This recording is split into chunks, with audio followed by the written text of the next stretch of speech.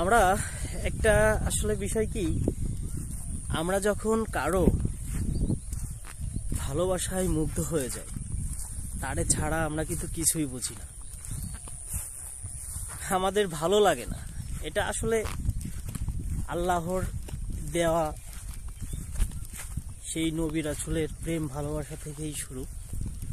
আসলে আমরা যাকে মন থেকে ভালোবেসে ফেলি, তারে ছাড়া আমাদের এই মনে কিন্তু অন্য কেউ থাকে না, অন্য কাউকেই ভালো লাগে না। এই জগতে এত এত মানুষ থাকা সত্ত্বেও আমাদের সবারই কিন্তু এক একটা ভিন্ন ভিন্ন মানুষ রয়েছে। কেন যেন তারই ভালো লাগবে, তারই দরকার।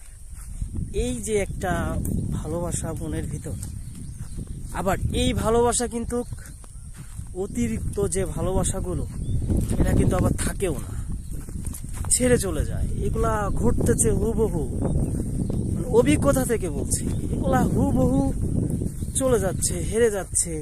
মানুষ ভালোবাসা নিয়ে কান্নাকাটি করছে।